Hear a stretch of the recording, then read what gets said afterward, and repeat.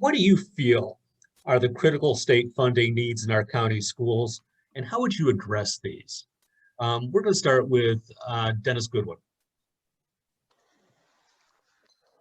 I think the state is now funding us 66%, if I remember correctly. It's always a battle. It's, we on the county level, we have to. It's a battle between the Board of Education, the county commissioners. This time, it's a battle with the General Assembly and the governor.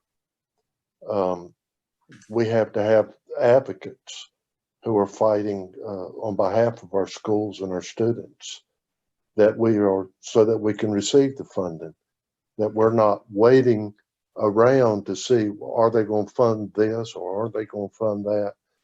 If the proper lobbying is done well ahead of time, you may not have it in writing, but you have some assurances that we have. It's a question of leadership and realizing that we do depend on so many of the services on the political process, unfortunately. And so we have to play that game. But we do it for the right reason. We do it for our schools, that they can be the very best they can be. Thank you. Thank you, Dennis. Lucy Bond. Well, yes, I believe that we should, if we want to have very good public schools, we should fund them for what they need for all children. I think also that we need to watch where our money does go in our school system. I know we've talked about safety. Katie said something about the safety for her children at their school. Mothers and grandmothers and grandparents want to make sure that that when they go to a public school, that their children are getting all they need. So I am definitely feel that we need our state funds. And we just need to make sure that we budget our money so that what's important in our community for our families and our children, that we get to do that. Thank you. Katie Statler. It's like a shoot for the stars question. If we had unlimited money, what would we ask for? But our state funding, we're obviously very thankful that we have 2/3 of our funding coming from the state. I know there are other states that don't have as much, but in general, we need a budget that passes, that we get every year, so that these school board even knows what they're working with. Saying every year we're going to work with last year's budget isn't productive when the price of healthcare for teachers goes up and other things that we can't control. Then you need a budget that reflects those changes. The state superintendent working with our teachers and having someone that's qualified and works for the schools and with the schools and not for any political agenda would help with funding issues if they are open to hearing what the teachers need and lobbying for the teachers and for our students on the state level to ensure that the money is going to the programs that it should be going to. We also have a lottery that was made just for our education, but instead of it being in addition to our state funding, which is how it was pitched initially to be passed, the money coming from the lottery is supplemented into the budget. So instead of them putting in this $8 million, they use the lottery money, and that's not how it was intended to be, and it's not how it should be. It should be in additional funds to our schools, to the students and teachers that need it. Thank you. This was kind of a late question that came in, but I think it's going to be an interesting one. I didn't answer that one. Oh, I'm sorry. You did not. Would you please answer the question? And please accept my apologies. That's okay. I mean, I think everyone's pretty much answered it already, and I agree. Yes, I mean, it's critical that we fund our schools. I cannot think of a better way to spend our money than on our children in their education, in their future. I mean, it's just, that is our future. We need to spend that money on. I mean, we need to, I don't know how to express to our legislature that they need to give us this money to spend on our children, but it is very important. I would also hope that our county commissioners can put their personal agendas aside and fund our schools to benefit our children. I know I'm a Democrat, but I we'll try to be very fiscally responsible also and spend the money where it needs to go. But we need to protect our children's health and safety, and we need to educate them, and that costs money. But I believe that's absolutely a wonderful return on our investment to spend it on them. Thank you, Jennifer. And to make up for the fact that I was remiss in calling out your name, I'm going to start off with you. This is the second diversity issue. There is currently only one high school teacher for all English as second language students. The teacher is split between 3 schools. Would you support plans for funding a second position? Yes, absolutely. I absolutely think that we should. That's a growing need in our community, and it's going to continue. The need will continue as our population continues to grow and change. And I think that's one of the things where we're talking about funds and funding something that is absolutely important to all our students. And that's certainly it. I mean, and we waste a lot of time and money and gas when we make one teacher spend half of her day traveling in between schools or trying to get to student instead of letting that one teacher be there and work with her students all day. So it is certainly a need, and I would certainly hope that we could find the funds to hire at least another one, if not more than one. Thank you. Katie? Yes, I absolutely agree. We should fund at least one, if not more than that, even at the high school level. That's when you've almost waited so long to fix these gaps in their education and achievement that we should have met at the elementary level or the middle school level. In the high school, it's even more important that we're trying to close these gaps. And I think we have around 800 Hispanic children in our school. And I know all those are not English as second language, but a percentage of them are. And we've got to meet them where they are, wherever they are. And if that's on the high school level, then it's something we've got to provide. We see the elementary teachers where these English learners go, working with them every day that don't speak any Spanish at all. And that's only opening that gap, and it's only making more discrepancies in the education. Thank you, Katie. What? Yeah, 3 years ago, I asked the principal at West Carteret asked me did I know what the largest minority was at West Carteret, and I obviously didn't. It's those whose Spanish is their native language, and I was blown away. So if the need is there, we certainly should hire another teacher to teach English as a second language. We need this community. Every person, no matter of their language or ethnicity or color, they're vital to this community. They make it work. And in this case, we need to not only accommodate, but we need to encourage them as best we can. If it takes one or if it takes 2 teachers, we need to do it soon. Thank you, Dennis. Lucy Bond? Yes, I definitely think we need to support our ESL community. When children are very young and they come to school from wherever and they're of a different language, they learn it so much easier when they're young. But our ESL teachers certainly support them, and they support their families. They translate different documents and things for them. So it's important. But as they get to high school, if they are not speaking fluently, that is a real problem. That's a communication problem. And that's what school is all about. So I definitely feel that one teacher is not enough, that our high schools, all of our schools should be equipped to help these students, because you know what? We want them to become productive citizens in our community. So let's support them with a good teacher. Thank you. Thank you, Lucy. In the Carteret County school system, graduations are up. That's great news. Our SAT scores, while still above the state and national averages, have declined somewhat. Should that be a concern? Lucy, let's start with you. Well, yes, of course, it is a concern, but maybe it reveals that we need remediation all the way through our grades. we need to just pay attention to our students as they grow, to make sure that they have, that all students have the kinds of learning and equitable situations for them to, gain on their scores.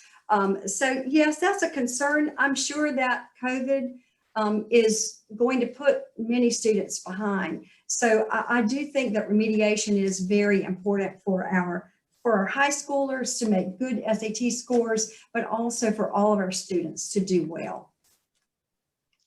Thank you, Lucy. Katie Statler. Our graduation rate, I think, shows a little more than our SAT scores do. I'm not a huge fan of major standardized tests. One score on one day doesn't define these kids, what they're going to do, or their career or their college path. I think we're also providing more opportunities for students to take SATs and making it where some students that couldn't before could afford it, or providing easier opportunities. So you've also got more students taking it that are not college bound and are interested in attending school as on the 4-year path. So you're going to have that also bringing down your test scores, but I don't think it's a huge concern. Our graduation rate concerns me more, that these students are graduating with the cohort that they started school with and finishing it in their 4 years means more to me than their one test on one day. Thank you, Katie. Jennifer Johnson. Yes, I absolutely agree with Katie and Lucy. I don't think that one test is a definer of our schools. I think that our higher graduation rates are wonderful. Even when I went to high school, only the top tier of your class took their SATs. I mean, the ones that you knew were college bound and that could afford it. So I do think that having more kids take it now that didn't have an SAT prep and didn't do all those college ready classes really makes a difference. So I'm actually not concerned about it at all. I think we have so many other things we need to be concerned about in today's pandemic and funding of our schools, that's really the least of my concerns. We have wonderful schools in Carteret County, and I don't think that 1 year of our scores lapsing is going to make a difference for us. Thank you very much. Dennis Goodwin. This is a concern, but it's not the big concern, as everybody said. Education and standardized tests, and even graduations, and I'll be a little bit of maverick on this. So that's about education. It doesn't always tell you what they've learned. I'm more concerned with what they've learned. Education moves you from grade to grade, supposing that you're proficient enough to move grades. SAT, measures your ability to do well on a test on a particular day. Biggest concern is that we put the tools in front of them, that they become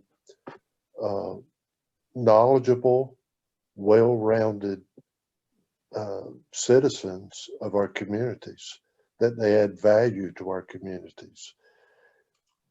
Standardized tests like the SAT makes it easy for us to measure, but we have to be careful what we're measuring. Thank you. Thank you, Dennis. This will be the last question of the evening. And it was one of the last questions that we actually received. If you could have a private audience with the Board of Commissioners regarding school issues, what are the 3 most important topics you would discuss and why? We're going to start with Katie Statler. I would start with school safety. I'm sure that's a huge shock, but I could spend a lot of their money really quick if they let me do everything I want to do for the schools. So hopefully we get a bond pass, because that laundry list of items. I'd start with school safety being first. The second would probably be the teacher stipend. And I know one of my good friends that spent $750 on school supplies to get ready for this year for COVID. And that's a huge concern when we're not even competitive in the market for stipend or really teacher pay. So that would probably be my second one. And third, I would love to know about their, not just for Mass College, but just for education opportunities for these kids that we want to keep in our economy. We want to keep them local with jobs, and what would be their ideal setup to educate these kids and provide them with the resources and the certifications. If it's not mass, then what would it be? And get ideas from them on that. Thank you, Katie. Lucy, same question.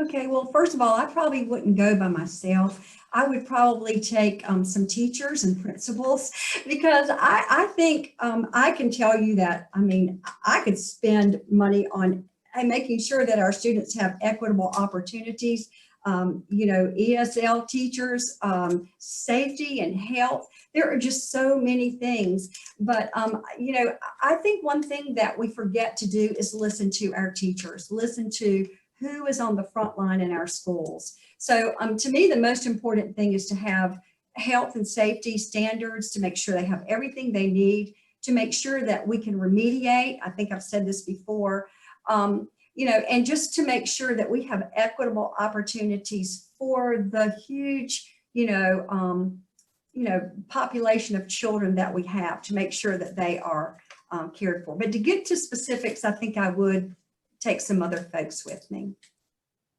Thank you, Lucy. Dennis, good one.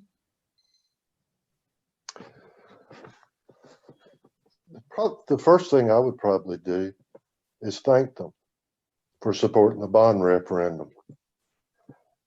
Boards of education and county commissioners all over the state, and I've been caught between the two before. It's always adversarial. And by nature, I guess it will always be somewhat adversarial.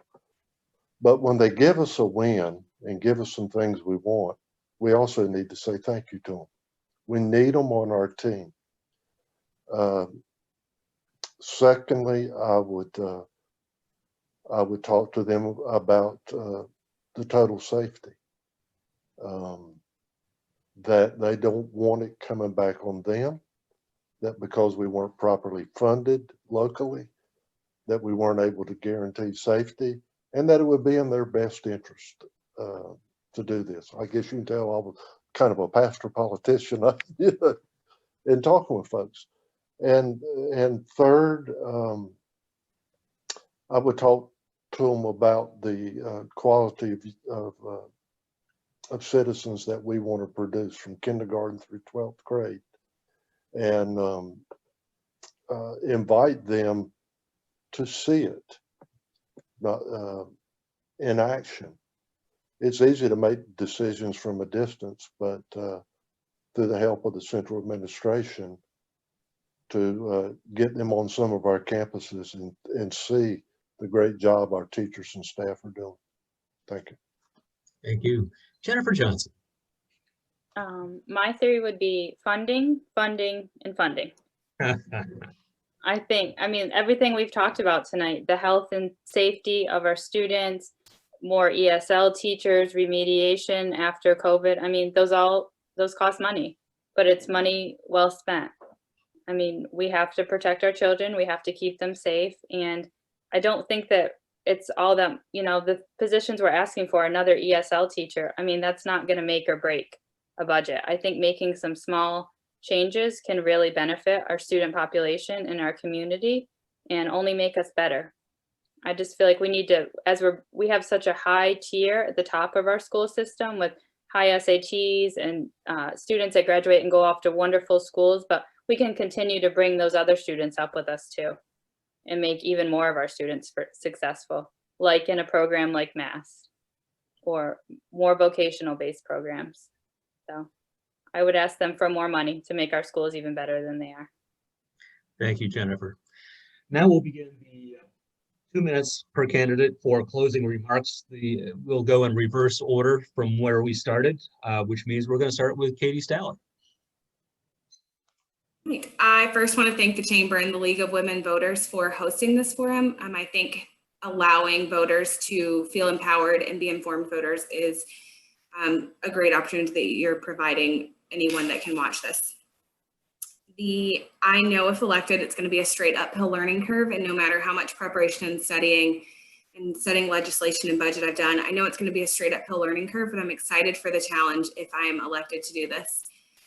And I can't promise, the world or that we can change anything. We have an amazing school system, and I'm so thankful that I even have an opportunity to represent this school system and to hopefully work to keep it at the top.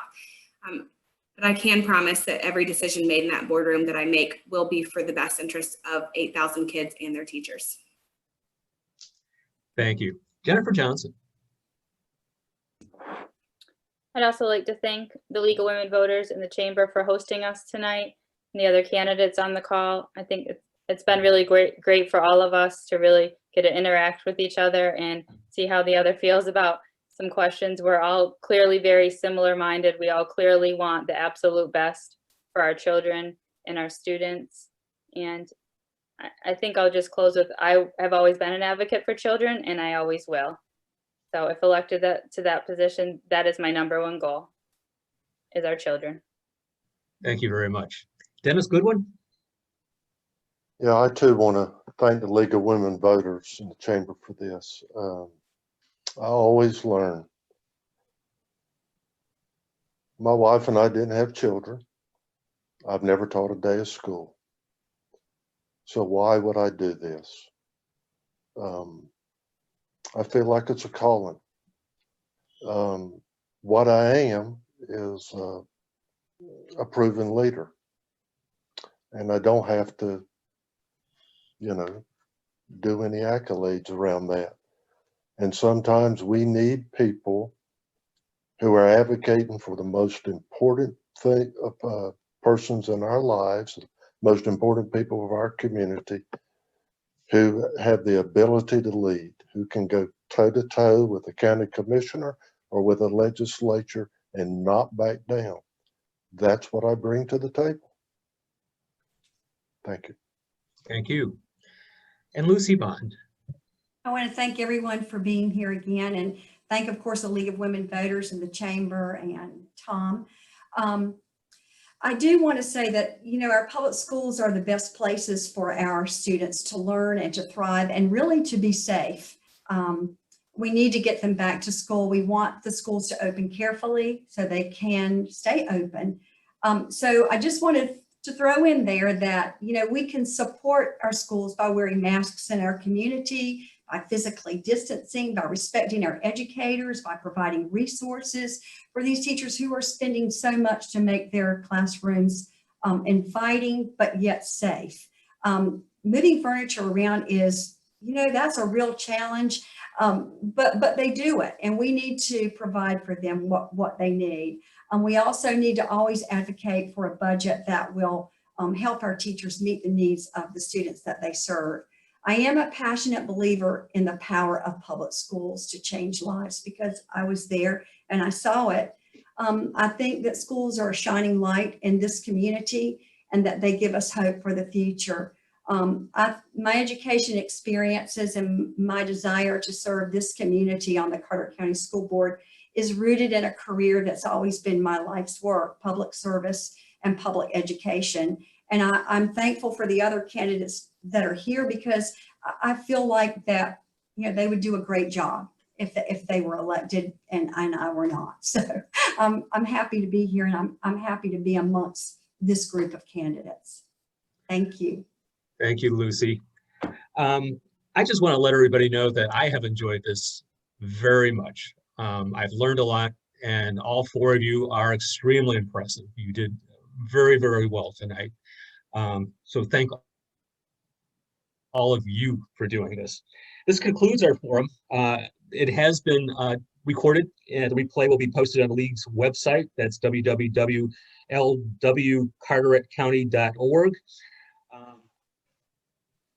We do invite you to our next forum, which is on October 8th. It's the local House and Senate races. I think it's going to be very interesting. That will be by Zoom as well. And actually, I understand from Carol that she's posted the actual Zoom site or the website in chat. I haven't had a chance to take a look. So take a look, and I hope you can join us on Thursday, October 8th. And once again, thank you all so much for doing this tonight. It's been very educational, if you forgive the pun. And I hope you all do well and have a wonderful evening. Thank you. Thank you. Thanks, Thank everyone. you.